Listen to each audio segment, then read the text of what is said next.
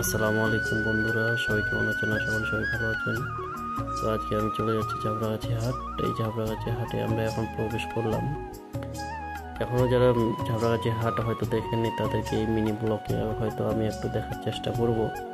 তো আমরা হাটের ভিতরে প্রবেশ করলাম। তো এখন আমি ব্যাগ নিয়ে চলে আসছি হাটে ঢোকার পরে আমি ধানগুলো নিয়ে চলে আসলাম। এই যে টিনের একটা ছাউনি আছে সেখানে।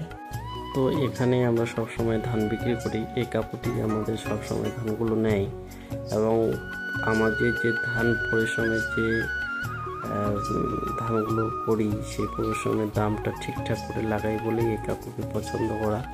তো এখন পয়সা নিয়ে আমরা সোজা চলে যাব সবজি বাজারে। তো সবজি বাজারে যাওয়ার আগে এই যে ফাঁকা জায়গাটা দেখতে পাচ্ছেন, এখানেই সব গম, ধান, পাট বিক্রি হয়।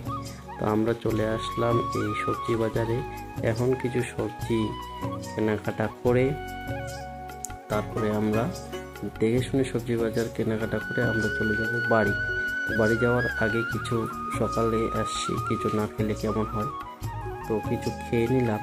খাওয়ার পরে এখন চলে যাব আমরা মাছ বাজারে। সেখান থেকে কিছু মাছ ভালো দেখে কিনে নিয়ে তারপরে আমরা চলে যাব বাড়ি। আকাশের পরিস্থিতি একদমই খুব খারাপ, কারণ আমাদেরকে তাড়াতাড়ি বাড়ি যেতে হবে। তো এখন দেখতে দেখতে বৃষ্টি চলে আসলো। তো এই মিনি ব্লগটা আপনাদেরকে কেমন লাগলো অবশ্যই কমেন্টে জানাবেন। ভালো থাকবেন, সুস্থ থাকবেন।